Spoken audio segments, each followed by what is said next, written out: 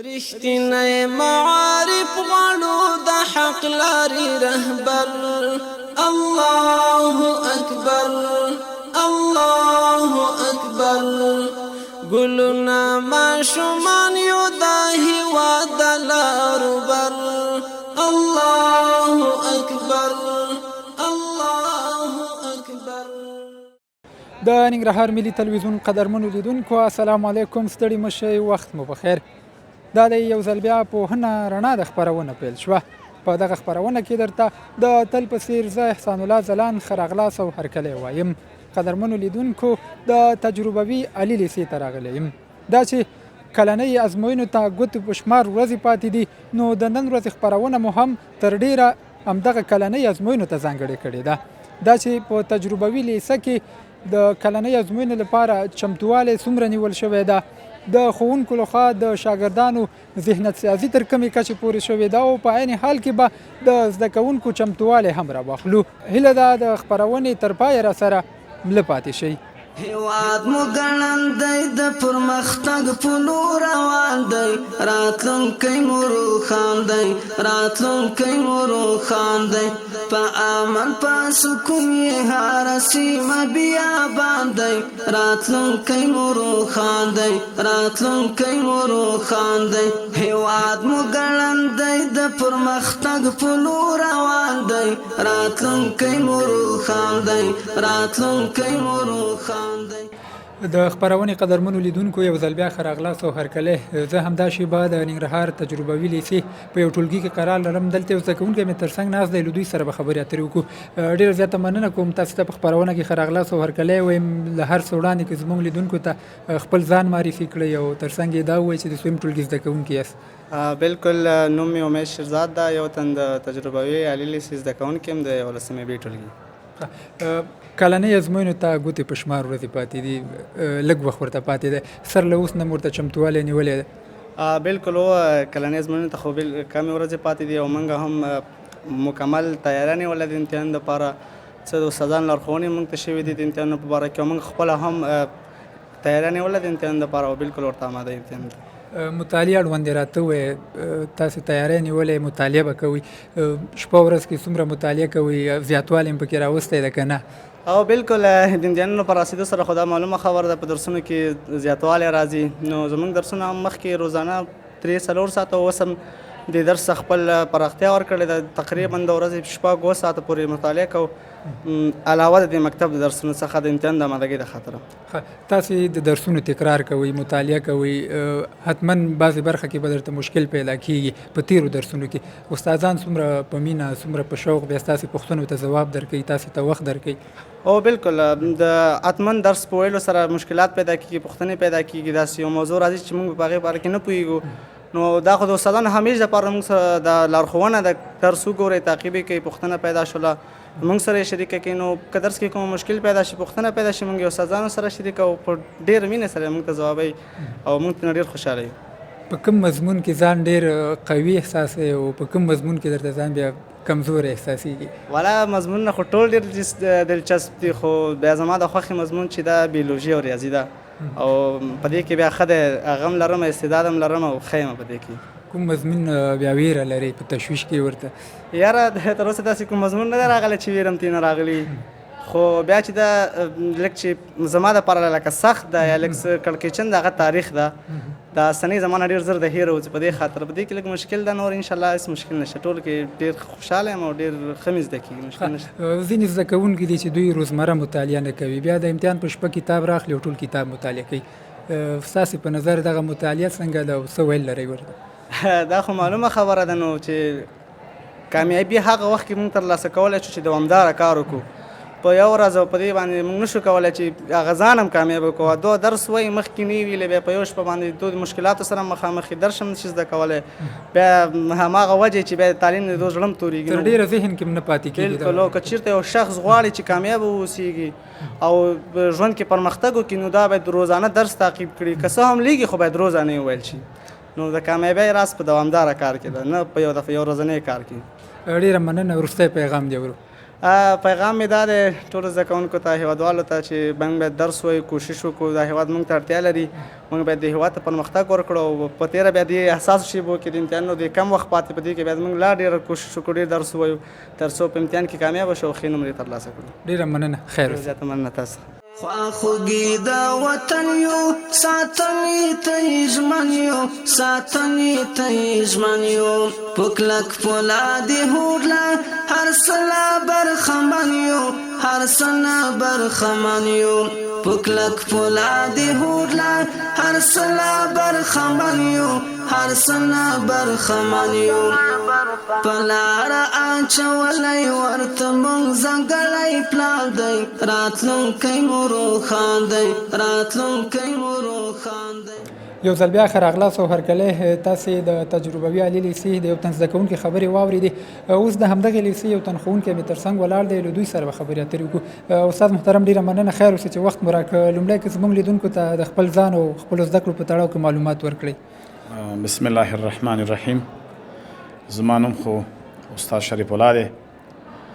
ابتدایه زده کړې مې د معهد څخه نیولې تر د ساینس او ټکنالوژي پوهنتون د فقه او قانون څانګه پورې او بیا له هغې نه وروسته د ننګرهار پوهنتون د تعلیم او تربیې د ښوونځي نه په اتیا کې شامل او په څلور اتیا کې فارغ شوی یم.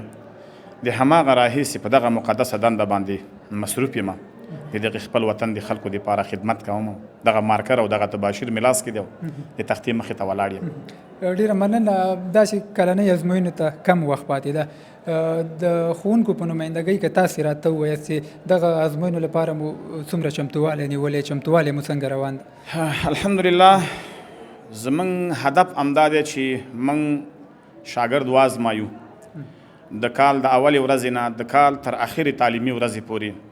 دا زموږ چمتووالی دی هره ورځ زموږ پلان دی هره ورځ زموږ د پلان مطابق درس دی هره ورځ او چمتووالی هم همدا دی چې انشاءالله چې موږ ته کوم کریکولم او کوم نصاب راکړل شوی دی هغه نصاب نور هم مخ په ختمېدو دی او شاګردان هم انشاءالله په دې باندې پوهېږي چې امتحان ته ډېر لږ وخت پاتې دی.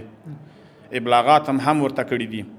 ځینو استادانو ته مو ویلې چې که په بعضو درسونو کې هم کمی او زیاتې وي تاسې کوشش وکړئ چې هغه نصاب خپل حد ته ورسوئ. نو توصیه مو ډېره زیاته کړې ده او په دې کې انشاءالله چې اداره هم همکاره ده او کار دی روان دی په دې ارتباط باندې. ستاسې خپل درسونه څومره د پلان مطابق مخ ته تللي دي؟ ډېر الحمدلله. پلان زموږ نه ورقه مخکې ځي نه ورقه وروسته ځي. اداره ډېره ماشاءالله په دې کې همغږي لري موږ سره. تعاون یې ډېر زیات دی موږ سره ځکه هره ورځ پیران کتل کېږي. کله کله داسې کېږي چې یو موضوع ډېره سخته راشي هغه موضوع کمه تشریح شي خو د هغې موضوع د سبا ورځې لپاره بیا موږ داسې پلان لرو چې هغه کمه موضوع ورسره د هغې سبا ورځې موضوع دواړه تشریح شي چې تر څو پلان وروسته پاتې نه شي. د ازموینو په جریان کې یا داسې ازموینو ته کم وخت پاتې ده د زده کوونکو د والدینو او کورنیو مسؤلیت څه شی جوړیږي؟ دوی ته څه کول پکار دي په دغه وخت کې ستاسې په نظر؟ هره ورځ زموږ په سټیج باندې پروګرام دا دی چې د راروان دپاره آمادګي ولرئ. موږ همیش دپاره شاګردانو ته وایو چې you have to try. if you don't try you must be cry. ندامت شته په نه مطالعه کې ندامت شته دی. موږ همیش دوی ته توصیه په دې باندې کوو. زموږ شاګردان انشاءالله اوس پوه دي. جهان یې مو لیدلو د جهان میډیاګانې یې مو لیدلي حالات یې هم مطالعه کړه چې بې علمه ژوندون ګران دی. دوی د دې لپاره ماشاءالله ډېره ښه آمادګي لري. پاتې شو خبره د والدینو ده. موږ د کال په اوږدو کې یوه کمیټه لرو د والدینو سره د تماس کمیټه. یعنی موږ په میاشت کې 3 ځلې 4 ځلې د هغه شاګردانو والدین راغواړو کوم شاګردان چې زموږ سره په درسي بهیر کې لږ کمزوري دي. هغوی ته توصیه په دې باندې کوو چې دلته خو یې زموږ سره 4 ساعته دي یا دلته یې زموږ سره مثلا د 8 بجو نه تر 12 څه د باسه 12 پورې وخت دی. خو کوشش دا تاسې وکړئ چې تاسې هلته دا وڅارئ په خپل کور کې یې وڅارئ. د دوی کمیه موږ ته راوړئ چې موږ دلته دا کمیه پوره کړو. خو تاسې موږ ته په لیکلي بڼه باندې د دوی کمیه راوړئ. زیاتره ډېر شاګردان داسې دي چې د هغوی والدینو موږ ته د شاګردانو کمیه راوړې دی او د شاګردانو سره موږ په صنف کې لایقه شاګردان کینولي دي چې تر څو پورې دوی له ځان سره راجګ کړي. نو کار هم روان دی انشاءالله په دې باندې. زده کوونکي په دغه شپو ورځو کې د درسونو تکرار کوي مطالعه کوي. د یو ښوونکي په توګه ستاسې لارښوونې ورته څه دي چې دوی باید څه ډول مطالعه وکړي؟ د ټول افغانستان دغه شاګرد طبقې ته زه وایم هغه طبقات چې هغوی درسونه وایي که هغه د اول سیم دي که هغه د 2 سیم دي که هغه د 12 سیم دي که هغه د پوهنتون محصلین دي زما ورته هیله دا ده چې درس ووایئ او هغه څه چې ستاسې مسلک دی، هغه څه چې تاسې ورته متوجه یئ، په همغه کې پوهه لاسته راوړئ. دا پوهه به ستاسې سبا ورځ په درد وخوري او د کامیابۍ او د سرخوړۍ سبب به مو ګرځېږي. ډېره زیاته مننه استاد. خیر سکور ودان د خپرونې قدرمنو لیدونکو یو ځل بیا ښه راغلاست ورکلې. دا چې تاسې را سره د ستړیا احساس ونه کوي د خپرونې په دې برخه کې د تجربوي عالي لیسې یو شمېر ورزشکار زده کوونکو ځینې په زړه پورې حرکتونه ترسره کړي. راځئ دغه نمایشات او حرکتونه هم په ګډه سره ګورو. هیواد مو ګړندی د پرمختګ په لور روان دی، راتلونکی مو روښان دی، راتلونکی مو روښان دی. په امن په سکون یې هره سیمه بیابان دی، راتلونکی مو روښان دی، راتلونکی مو روښان دی. ځواکونه یې محکم دي، صفونه منظم دي، صفونه شاباش آفرین ماشاءالله ماشاءالله آفرین شاباش دا د هم حرکت حرکت سره درې بالونه د حرکت ورکړي په یو وخت کې. شاباش څلور بالونه حرکت پیل شول په یو وخت کې څلور بالونه د حرکت ورکړي. شاباش ماشاءالله د پنځه بالونه حرکت پاین وخت کې ماشاءالله. شاباش دا د جمناستیک ته و بالونه حرکت د لاسونو په واسطه چې د لاسونو د حرکت په څومره سرعت سره دغه کړۍ ته حرکت ورکوي. د کړۍ حرکت د مرۍ یا د غاړې په واسطه ولالۍ زده کوونکو د غاړې په واسطه د مرۍ حرکت همدغې د کړۍ حرکت دریم راوند پروګرام د سپورت بخش څلورمه برخه څلورم الله آفرین د کلب تاسو سره څلور بلې په تبادله کېږي. د هماغه ترتیب د بال د رهبریت لخوا دا د جناب راست صاحب هڅې دي چې د سپورت پوره شمول ته سپارلی او تر شا یې تر څنګ ولاړ دی او هره برخه کې ورسره همکاري کوي. شاباش. یو ځل بیا ښه راغلاست او هرکلې قدرمنو لیدونکو. دا د خپرونې وروستۍ شیبو ته ورسېدو. د خپرونې په دې وروستیو شیبو کې را سره له نیکه مرغه د ننګرهار تجربوي عالي لیسې محترم امیر صاحب دی مې تر څنګ ناست دی. له دوی سره به خبرې اترې وکړو. امیر صاحب محترم ډېره مننه. خیر اوسه چې وخت مو راکړ. لومړیو کې که زموږ لیدونکو ته د خپل ځان او زده کړو اړوند معلومات ورکړئ. بسم الله الرحمن الرحیم. نوم مې عبدالرزاق دی، تخلص مې راسخ دی، د ننګرهار ولایت د خوږیاڼو ولسوالۍ اوسیدونکی یم. زده کړې مو تر لیسانس کچه پورې الحمدلله زده کړې کړي دي په پښتو ادبیاتو کې. په 1991 کال کې چې کله موږ د ادبیاتو پونجي څخه فارغ شولو، مسلسل مو د آزادې سیالۍ د نظارت کې امتحان ورکې. هلته چې بیا کله کامیاب شو نو په شعري مدیریت کې مو دنده پر مخ ویوړه. د هغې څخه وروسته چې کله نظارت ختم شولو، بیا د ننګرهار عالي لیسې د تدریسي مدیر په صفت مې دنده اجرا کړله. نو هغې څخه وروسته اوس دلته فعلا د تجربوي د لیسې امیر په صفت دنده اجرا کوم. ډیره مننه امیر صاحب. که څه هم موږ دغه خپرونه تر ډیره پورې کلنۍ ازموینو ته ځانګړې کړې ده، دا چې دغه ازموینو ته هم ګوتې په شمار ورځې پاتې دي، خو بیا هم مخکې له هغې نه چې دغې برخې ته راشو، د دغې لیسې اړوند معلومات را سره شریک کړئ چې تاسو اوس مهال په دغه لیسه کې څومره ښوونکي او څومره زده کوونکي لرئ. زمونږ تجربوي لیسه چې ده دا په 1986 کال کې تایید شوې ده. الحمدلله دې ډېر زیات فارغین ورکړي. اوس زه چې کله کله فارغین ګورم نو ډېر ستر موقفونو کې دي او ښه وظیفې لري تجربوي لیسه. اوس موږ فعلا تجربوي لیسه چې ده 111 تنه ښوونکي لرو او ورسره په څنګ کې موږ 3 شفه خو اوس فعلا موږ د وزارت معارف د لایحې او د قانون مطابق 2 شفت راکړي دي چې یو سهار د خوانه او بل مسپخین د خوانه. بیا په دې کې موږ سکلې د 12 فارغین چې دي دا 409 تنه زده کوونکي لرو. موږ ټوټل چې دي 3220 تنه زده کوونکي تجربوي لیسه لري. ډیره مننه. مخکې مې یادونه وکړه چې کلنۍ ازموینې وخت ورته کم پاتې دی. کمدار ته وایي چې دغه کلنیو ازموینو لپاره مو چمتووالی تر کوم بریده پورې رسېدلی ده؟ الحمدلله زمونږ هم قدرمن استادان هم قدرمن معنوي بچیان زده کوونکي دوی الحمدلله زمونږ سلانه ازموینې دپاره پوره چمتو دي. دوی زه تېره ورځ زه په خپله په صنفونو وګرځېدلم. زمونږ ټول استادان د پلان مطابق تر خپل هغه نصابه پورې رسېدلي دي او ښه منظم روان دي. نو زده کوونکي هم خوشحاله دي، ښه پوره آمادګي ورته نیولې ده. زه ګورم زده کوونکي ګورم، تېره ورځ مو د تېر درس کې یو څه ارزیابي وکړله، ډیر زیات خوشاله و او زه خپل هم شخصا د قدرمنو استادانو هم ډیر زیات خوشاله شوم، ځکه په لیسه کې سلو کې 100% تغییر راغلی دی، هم په زده کوونکي کې راغلی، هم په نظم کې راغلی، هم په ډیسپلین کې راغلی دی.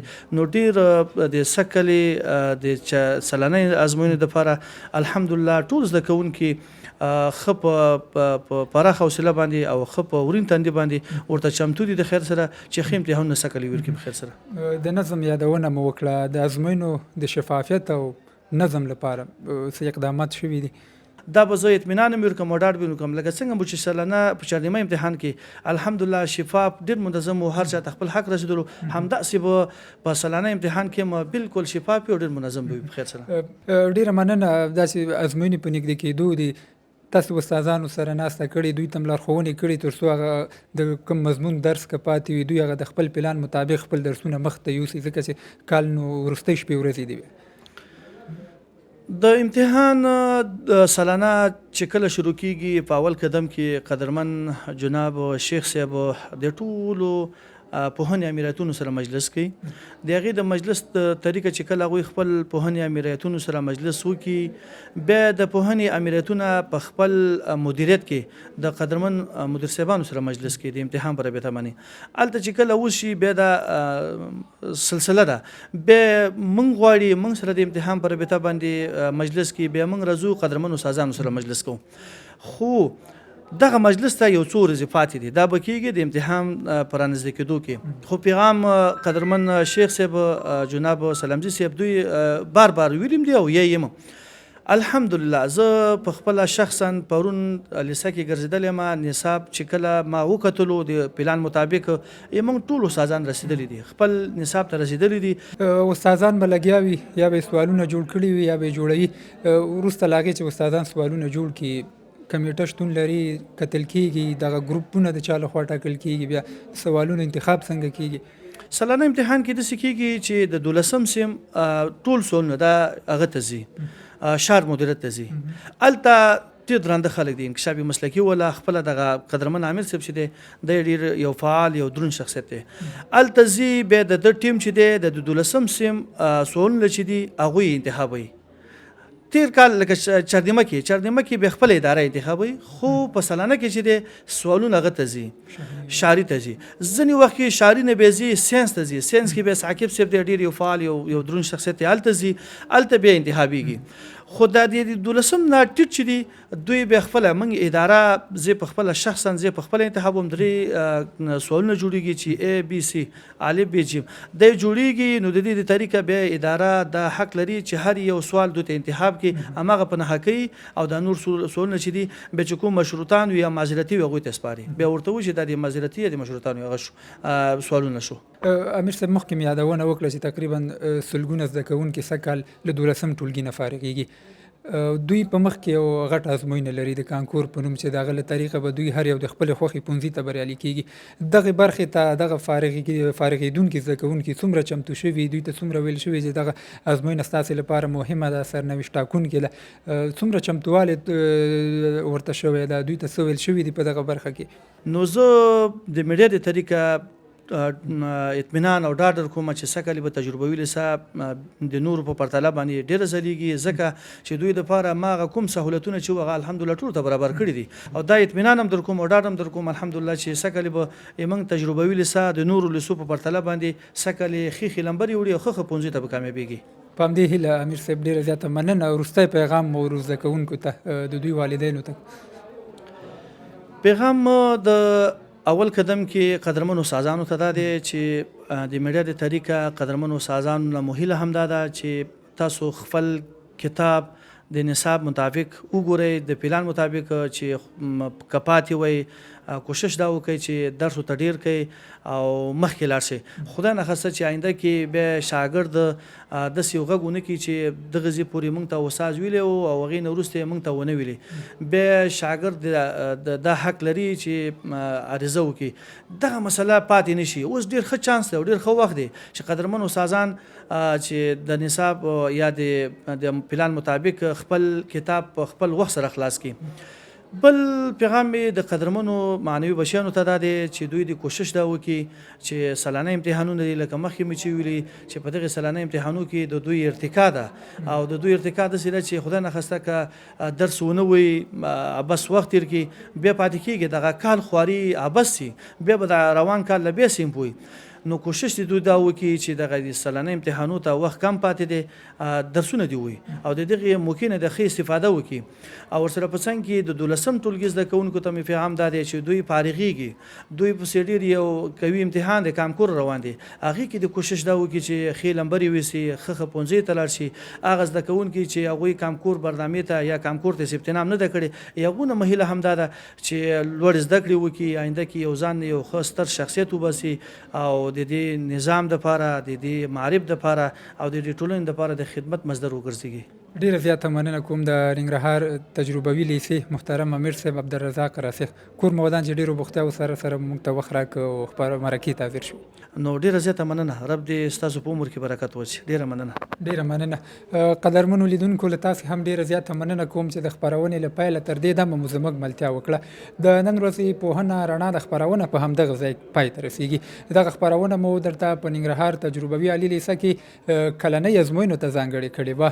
نو په دې هیله چې زموږ دغه خپرونه تاسو سره د ازموینو په دغه مهم پړاو کې مرسته وکړي او ګټوره درته تمامه شي. تر بیا بلې خپرونې په لوی او بخښونکي خدای سپارم. ستاسې ټولو د کامیابۍ په هیله.